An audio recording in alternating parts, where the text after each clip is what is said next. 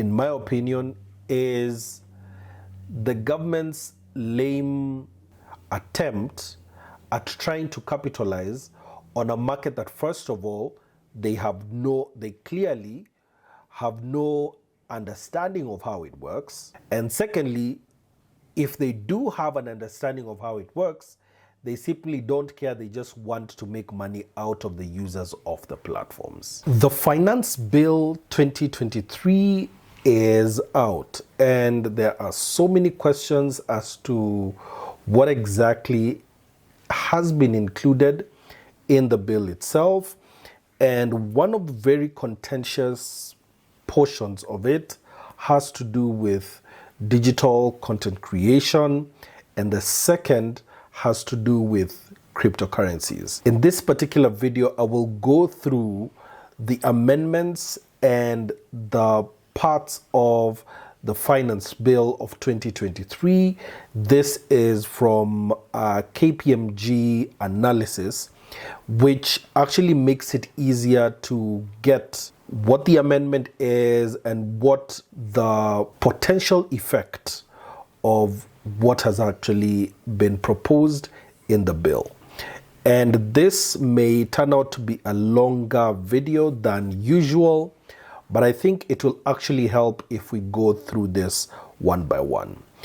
Later, after this video is out, there will be smaller clips just to deal with the different portions that are there. But for this is the full Finance Bill 2023. So make sure to subscribe to the channel and let's go through the whole thing. First, a big thanks to KPMG for doing this analysis. I don't think this video would have been possible if I was just doing the bill only without this assistance. So big help to them.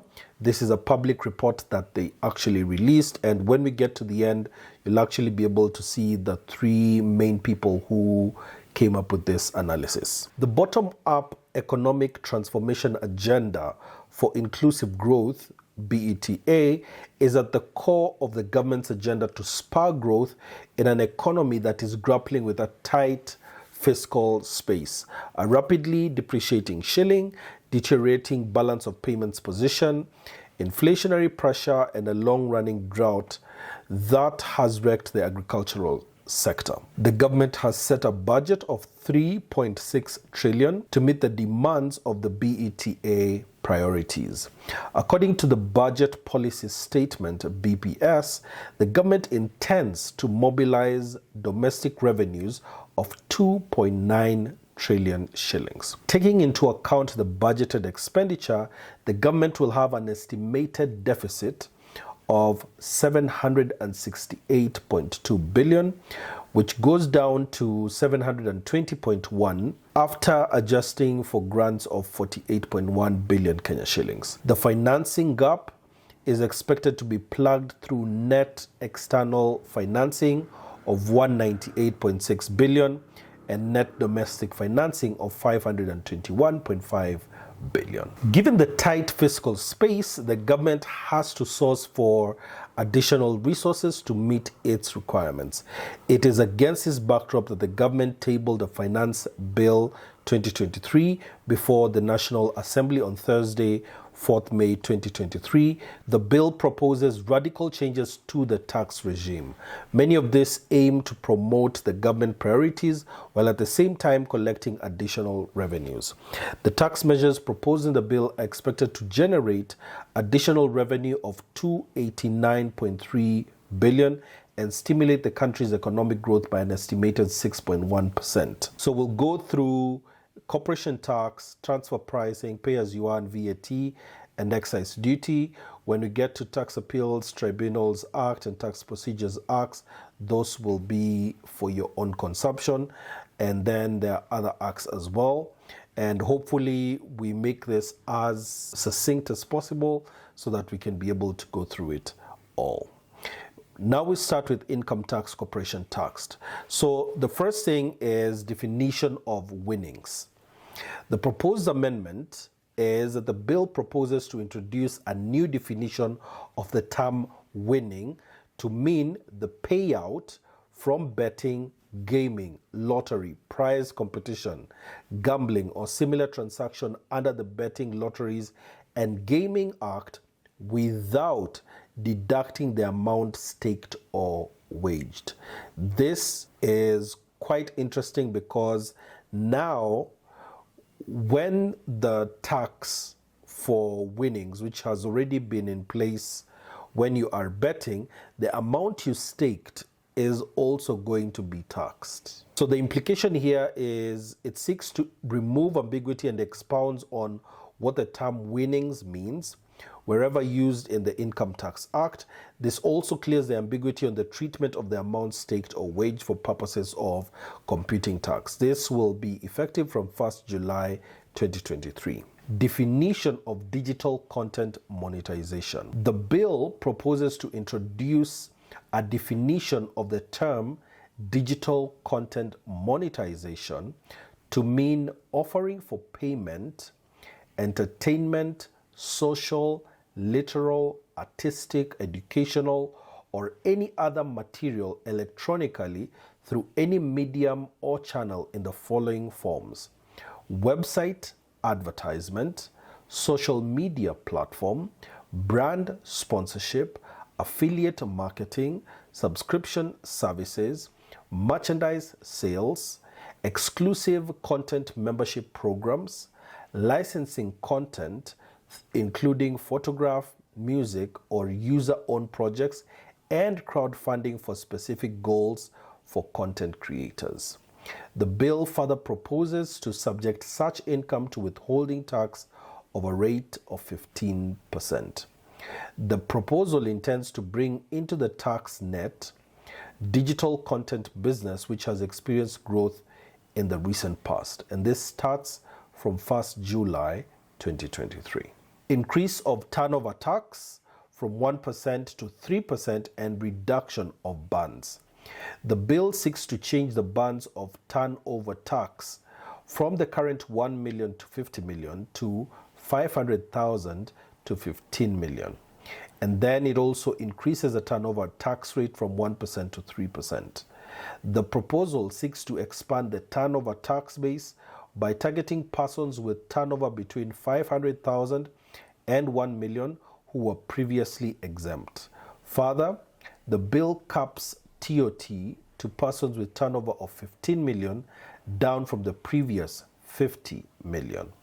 The change aims to bring to tax informal businesses while pushing larger businesses to the mainstream tax regime. Now, turnover tax is a tax paid on the sales, on the revenue that you have received. Whether or not at the end of the day you make a loss, you need to pay this tax. That's really important to remember how this tax works. The bill proposes to introduce digital asset tax to be paid on income derived from the transfer or exchange of digital assets. Now, income is very important here, and we will go through the definitions. The bill defines a digital asset because this is a part that now touches on cryptocurrencies.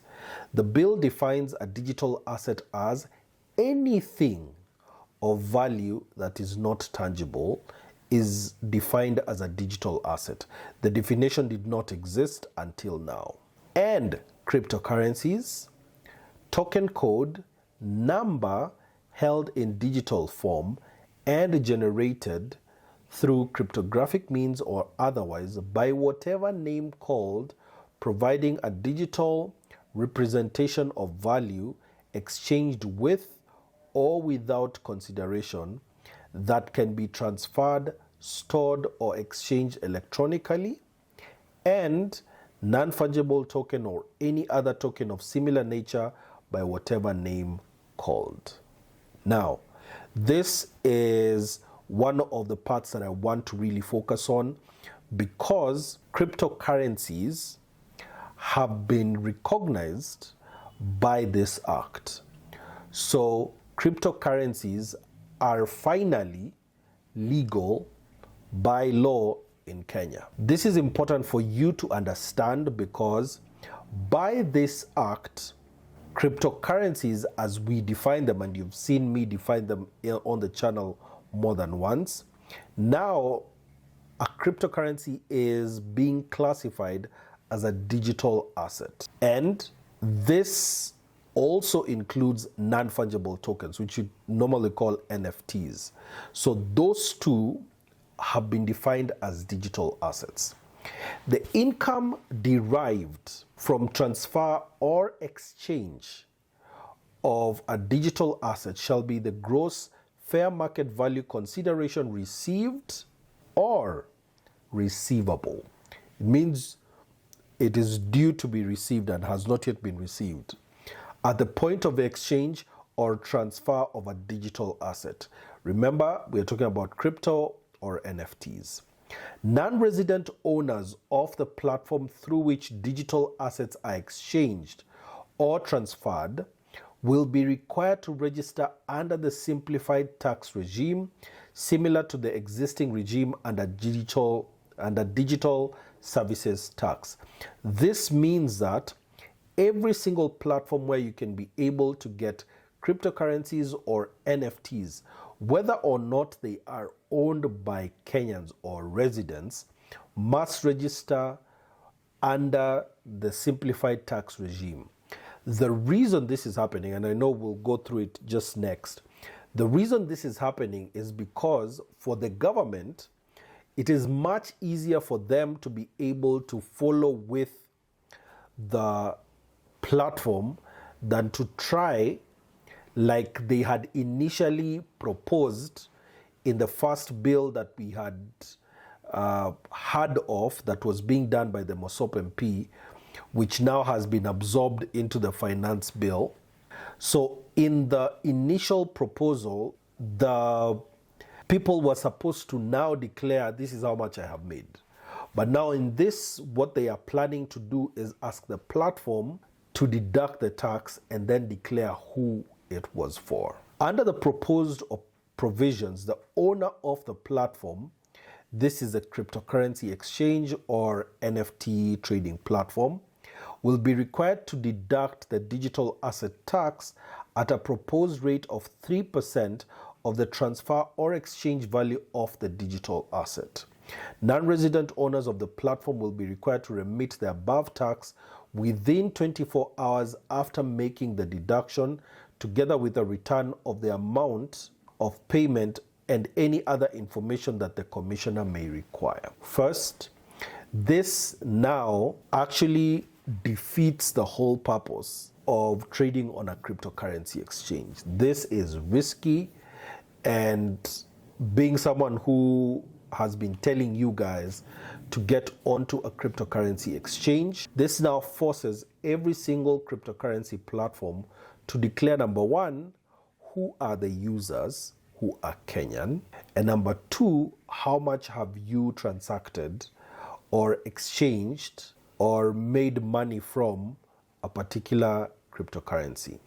The third thing, and I hope I'm getting numbers right, the third thing is, in looking at requiring a proposed tax rate of 3% on the income, does not take into account the fact that for so many people, especially in the markets that we are in right now, there are people who bought crypto at a higher price and sell them at a lower price than they initially bought at, and so will be at losses. And the losses that you make when you are trading crypto are not offset by the gains that you are making. Any time that you do a transaction, it is being regarded as an income, when it can be the same thing that you are doing over and over again. For instance, you may decide to change your USDT to Bitcoin. So by doing that transfer, you're charged 3%. And then if the price goes up again, remember you already charged 3%. When now you do another transfer, the price has gone a bit up or even down, and you do a transfer now or an exchange of BTC to USDT, again, you are charged 3%. So this, in my opinion, is the government's lame attempt at trying to capitalize on a market that, first of all, they clearly have no understanding of how it works. And secondly, if they do have an understanding of how it works, they simply don't care. They just want to make money out of the users of the platforms. So the next thing here is, for each transfer or exchange, they're asking for 3%. 3%. When you do a spot transaction and it is not Bitcoin paired, you are charged 0.1%, 1 out of 1,000, by Binance, by Bybit, by these big centralized platforms. Now the government wants to come in and now charge you 3% on those transactions that you are doing. So hence, what it will require for people to do now is move their money once and for all from centralized exchanges to decentralized exchanges. And there is no KYC being done. It is less safe for so many people who were now interested in cryptocurrency and now will actually be out of reach of governments. But the good thing as well here is that now finally we can be able to start talking about self-custody of cryptocurrency, which is what we are supposed to be aiming for. And the exciting thing for me when it comes to this is that now finally you can be able to do one transaction. And the thing for so many of us is, many people get their introduction to cryptocurrency through centralized exchanges. That is going to be affected. The business of centralized exchanges, centralized crypto exchanges, is going to be affected just by this digital asset tax. If you have an NFT and you sell it, you need to pay the government 3%. Remember, the owner of the NFT is going to make their royalties for you from the income that you have received, not from the gain. From the income that you have received, you will need to pay 3%. So now the next thing is, I think this should be number 4 or 5. Once the platform has deducted the proposed 3%, they will actually be required to remit the same amount within 24 hours to the government. Now, the reason for this is very interesting. The government right now does not have money. So by cryptocurrency exchanges submitting every single day fees that they have received and the taxes they have received from traders on a cryptocurrency exchange, the government finally can have some little money, because I think they have realized that there is money that is being made in the cryptocurrency space. So instead of taking the step of going through with the stakeholders to understand how they can be able to work together, they have come in with this digital asset tax. So sad. So from the analysis here, the requirement to remit the tax within 24 hours after making the deduction is administratively erroneous. And secondly, by taxing the turnover rather than the gains, the tax is likely to be a disincentive for persons seeking to engage in digital asset trading. The truth is, and I've talked about it in different videos, the margins that you make, the gains that you make, are usually very small per trade. And so if you're going to be taxed on the turnover and not from the gains that you are making, which will also require this cryptocurrency exchanges to go into the math of this is how much this person has actually made, makes it very clear that the government does not want people trading in crypto. It is very clear. Even though on one end they are saying we are recognizing cryptocurrencies officially, but we don't want you engaging in them. And there have to be reasons for this, which I don't want to get into speculation right now, but there has to be a reason why this particular government has come out and done two things at once. One, saying cryptocurrencies, we acknowledge you and you are now fully legal, but we don't want people now finally. They're now telling people, because the thing you need to understand, and I think I've said this before, anytime the government taxes something and increases the tax on something, they are trying to send you a message as to how you should spend your money. So they want 3% of the amount you are putting in. So this also, unfortunately, make cryptocurrencies also start looking like the way they have done with betting. Because under betting, when you win, they want the whole amount that you have made, not even deducting what you had put in. They want to tax that as well. So now in cryptocurrency, and when you are on an exchange, all the amount that you'll have made from the exchange of a crypto, all that is going to be taxed at 3%. Super sad. Then the next one is on revocation of exemption for human vaccine manufacturers. This one caught my eye when I read it the first time, but it says the bill proposes to revoke the tax exemption granted to income of companies undertaking the manufacture of human vaccines and introduce corporation tax at a preferential rate of 10%. That the companies that are manufacturing human vaccines will no longer be exempt from paying tax. Their tax was exempt at 0%. They are now going to pay corporate tax at 10%. This proposal could be as a result of the wind down of the COVID-19 pandemic, but the proposal is not in line with the universal healthcare agenda, as human vaccines play a pivotal role in realization of this agenda.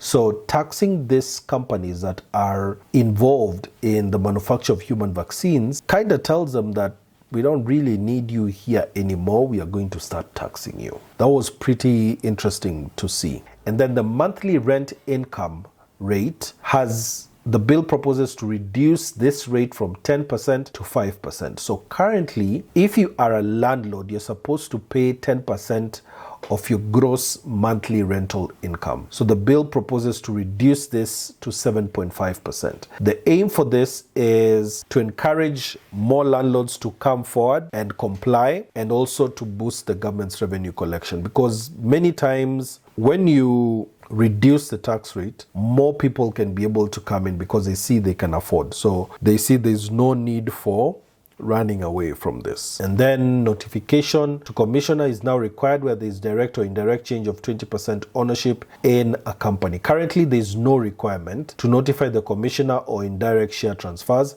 However, if the bill passes, a notification to the commissioner will be required where there is a change of at least 20% of the underlying ownership. This is also important for us because there is now withholding tax on sales promotion, marketing and advertising services. There is an introduction of withholding tax of sales, promotion and advertisement paid to resident persons in excess of 24,000 shillings per month at the rate of 5% of the gross amount.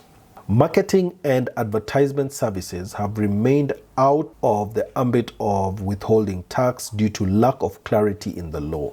The proposal clarifies that such payments will now be subject to withholding tax. That's important for you because now the next is withholding tax on digital content monetization. The bill proposes to charge withholding tax at 15% on digital content monetization. This includes offering payment for entertainment, social, literal, artistic, educational, or any other material electronically through any medium or channel in the following forms: website advertisement, social media platform, brand sponsorship, affiliate marketing, subscription services, merchandise sales, exclusive content membership programs, licensing content including photograph, music, or user-owned projects, and crowdfunding for specific goals for content creators. The proposal intends to bring into the tax net digital content creators or influencers in the wake of their mushrooming lucrative digital content business. It is important to note that the bill does not provide a threshold for the taxable amount, implying that any income will be taxable regardless of the value earned. Here we go. First of all, anytime you receive money from a brand, in terms of whether you are doing on your website or social media platform, whichever social media platform it is, if you're doing a brand sponsorship like you do brand deals, affiliate marketing, subscription payments, etc., all this will now be subject to withholding tax of 15%. Remember that the company will also be paying 5% on sales, promotion, and advertisement paid to resident persons in excess of 24,000 shillings per month at a rate of 5% of the gross amount. So this starts on 1st of July. Please, content creators, be aware. When you are remitting tax, it needs to also be convenient for the person remitting tax. This proposals, especially the 24 hours ones, are a bit combative and a bit overt for the government to say, we want, once you have gotten the money, we want it in our coffers within 24 hours. It shouldn't work like that. It should be, let me know at the end of the month how much it is and submit that. Let me know at the end of the quarter how much it is and submit that. Things like that.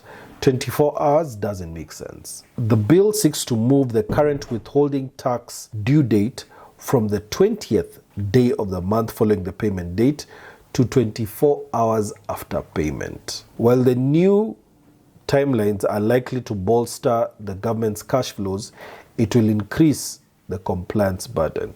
This means that if you are supposed to pay withholding tax, or if you've received money, remember just before this, we're talking about digital content monetization. Once you have been paid, immediately within 24 hours, you're supposed to have paid that 15%. Not even the 20th like it has been. This one should not see the light of day.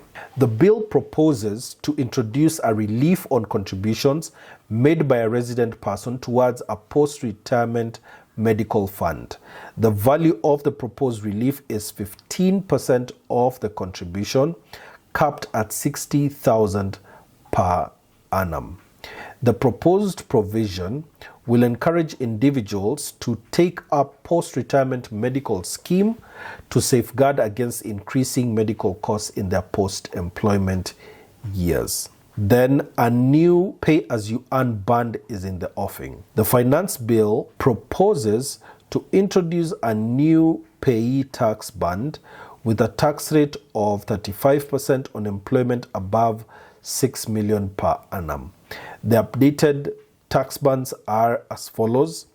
On the first 288,000, it's 10%. Then on the next 100,000, I think that should be on the next a million, 25%. On the next 5,612,000, 30%. On all income over 6 million, it is 35%. The objective of the proposed change is to shore up the tax revenue by increasing tax on employees earning more than 500,000 per month. However, the anticipated increase in revenue may be negligible, given that a majority of employees in Kenya earn below 100,000 per month. This is true, even though it has been really sensationalized. The number of people earning a salary of more than 500,000 a month in Kenya are not that many for it to make a really big difference in terms of revenue collected. And then what you need to understand is that in Kenya, the income tax is not a flat rate. So it will not be 35% on their full income. Every portion of their income is taxed differently. The first 288,000 is taxed at 10%. The next band is taxed at 25%. The next band is taxed at 30%. And then any amount above 500,000 is now taxed at 35%. So if they are earning 600,000 per month, then it's only the 100,000 that will be taxed at 35%. The rest will be laddered down in terms of pay as you earn. The next is on post-retirement medical funds.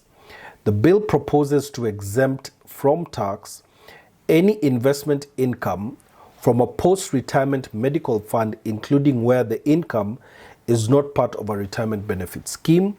It also proposes to exempt from tax any payment in the form of funds transferred from a post-retirement medical fund to a medical insurance cover provider. This is aimed at encouraging individuals to take up post-retirement medical schemes. The bill proposes to subject petroleum products, except LPG, liquefied or liquid petroleum gas, to VAT at a standard rate of 16%. The VAT rate of 8% on petroleum products was introduced in 2018. This was after the transition clause, which provided for an exemption of the VAT on such products for a period of 2 years, had expired. The proposal is likely to impact the prices of transport and production of goods, increasing the inflationary pressure in the economy. So, expect for prices to go up again for petroleum products starting from July. The bill proposes to exempt LPG from VAT. VAT of 16% on LPG was introduced to the Finance Act of 2020, but the implementation was suspended to July 2021 amid concerns over high living costs. Subsequently, through the Finance Act 2022, when the VAT was implemented on LPG, the rate was reduced to 8%. So now it is exempt. By exempting VAT on LPG, it is expected that this will impact the household cost, while at the same time positively impact the climate. However, any input VAT already incurred by the suppliers of LPG or that will be incurred by the suppliers of LPG will become a cost. And this will be passed on to the consumers, and it negates the whole thing. And then now, under excise duty, there is a revocation of the annual inflation adjustment, which is good. And then a 24-hour betting economy, the remittance by a bookmaker of excise duty on betting and gaming through a platform or other medium within 24 hours of the closure of transactions of the day.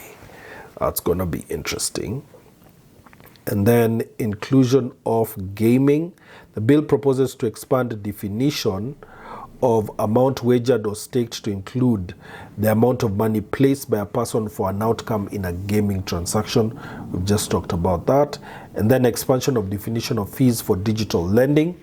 Proposes to expand the term fees to include any amounts charged in respect of lending by digital lenders, bringing into the excisable duty net any costs related to such transactions. Then aligning of definition of excise control and time to action after appeal on license suspension. Introduction of offense relating to excise stamps. The bill seeks to introduce a fine of 5 million or a jail term of 3 years or both upon conviction of offenses relating to excise stamps.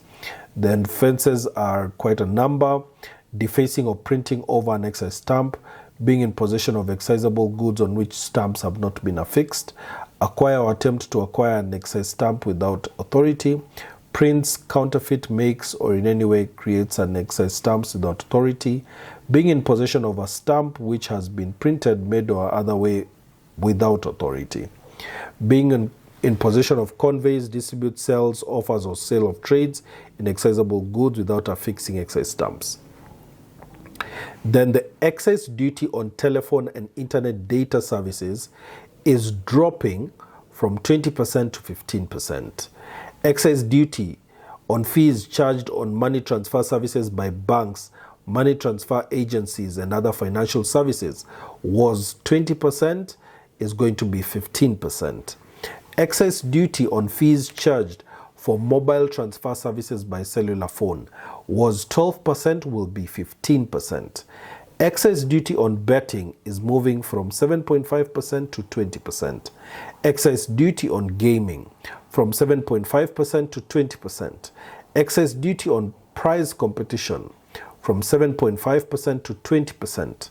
Excise duty on lottery, excluding charitable lotteries, from 7.5% to 20%.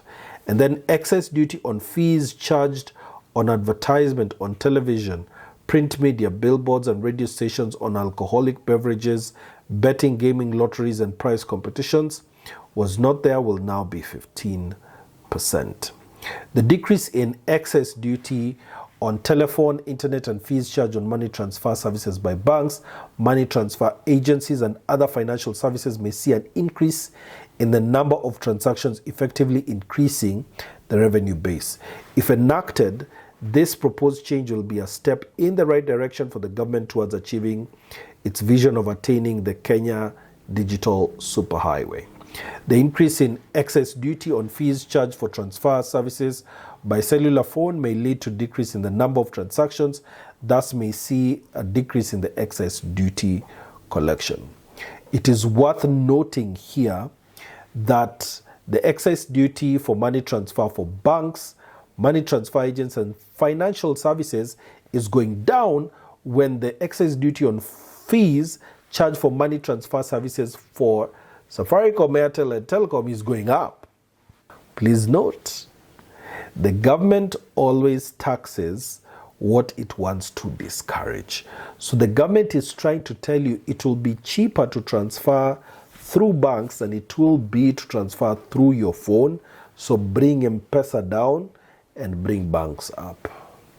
Then articles of plastic of tariff heading, then imported pasta tariff, whether cooked or not.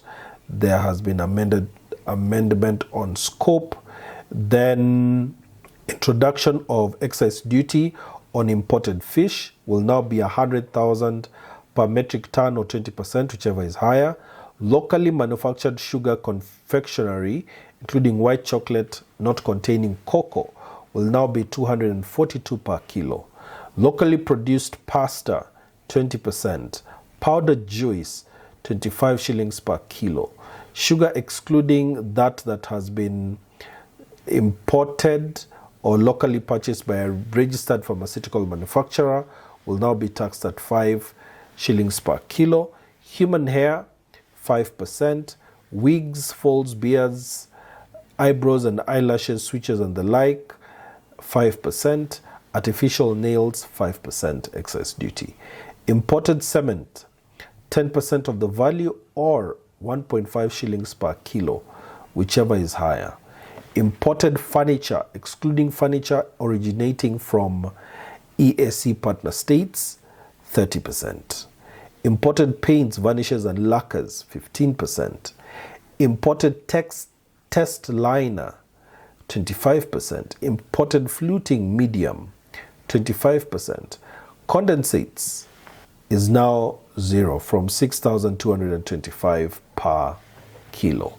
That is the Finance Act 2023. There are so many things in there that are disincentivizing good behavior, but if you look at the news, you can also notice that Kenya is under a lot of pressure to produce more taxes because of the loans that we have been given by IMF. So that is part of the reason why the finance bill is probably going to be the biggest dent in the next year on your pocket. I'll see you in the next one.